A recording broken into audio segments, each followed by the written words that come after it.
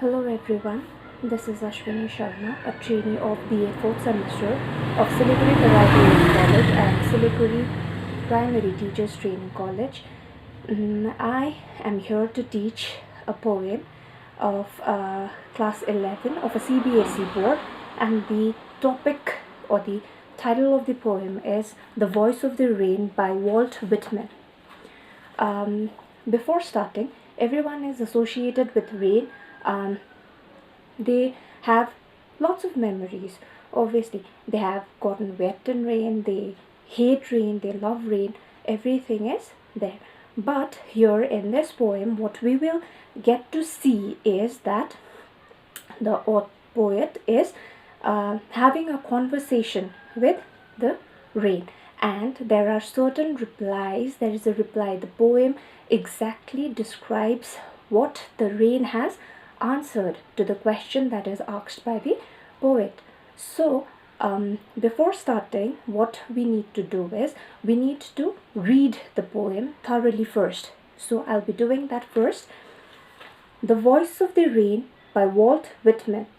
And who art thou, said I to the soft falling shower, which, strange to tell, give me an answer as here translated.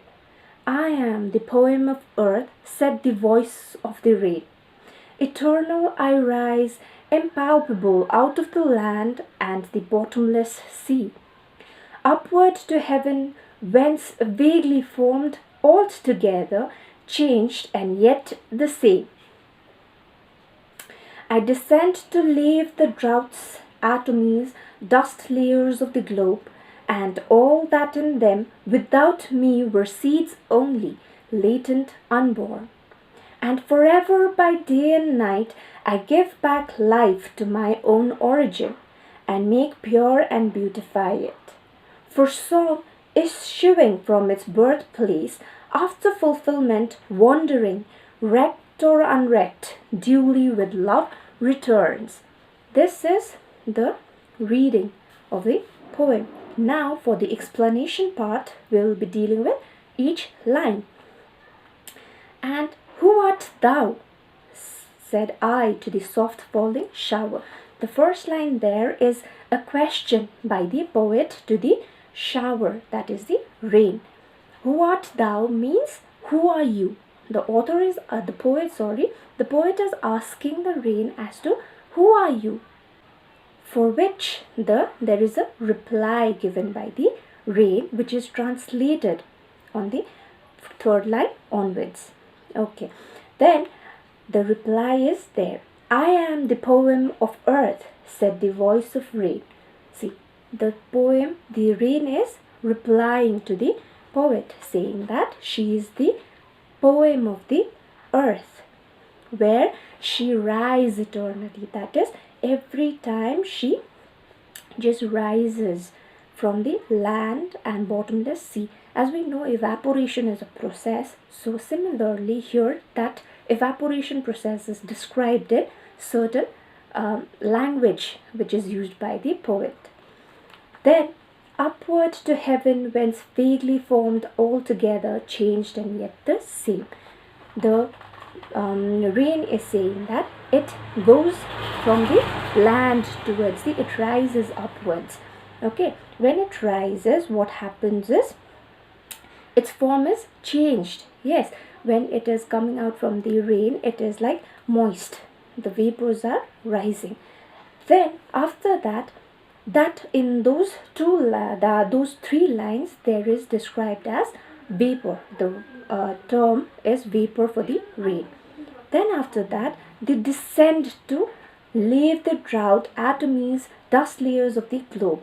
The rain descends from the sky to clear or wash away the dust particles, the small particles, and droughts across the globe. Rain does not just fall in one place, it falls throughout the globe. Then after that, what the rain is saying is, and all that in them were without me only seed. We know that when we plant something, they require water to grow. So rain is saying, if I don't fall, then the seeds that are there in the ground, there is no use of them. They'll be latent. That is, they won't be growing up without the help of the water, which is the rain here. And forever by day and night I give back life to my own origin. What she is saying, okay, the rain is saying is that whatever it might be, whatever it may be, whether day or night, what she does is she gives back life to her own origin. Life to her own origin. Her origin is from the land from where she had risen up. Okay, then, and when she falls, she just purifies and beautifies it. Have you all noticed when rain falls, the surrounding looks clean and clear? Yes, so that is what rain is trying to say. Then for last few lines, what the rain is trying to say is, whatever the people might say, whether they give her the credit or not, but she just does what she is doing. That is, she rises from the land, goes up to the sky. From there she falls down as rain and cleanses everything and beautifies everything. So this is the explanation of the poem line by line. There are few figures of speeches that is dealt here. Those are, you have imaginary, you have personification there, you have metaphor. Those all are in this poem. The first one, like the imagination of the poet, is where it is described as soft falling shower. Soft falling shower. We don't know whether it falls softly or not. It just pours.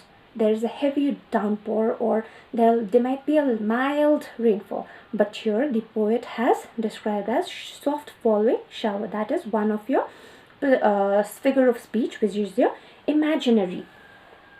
Then after that you have personification. Personification is the non-living thing is compared to a living being. Like, see, the rain, which is said to have a voice, which actually they don't have. Okay, then after we have a metaphor. Metaphor, which means indirect comparison, like the bottomless, I am the poem of the earth. Obviously we know that they are not the poem of the earth, so that is there. Bottomless sea is there. Obviously the sea has a bottom, okay, but still the poet has described it as a bottomless sea, where bottomless sea is this is a figure of speech. The term is hyperbole. Okay, so all these are the small explanation or the complete explanation of the poem. Thank you.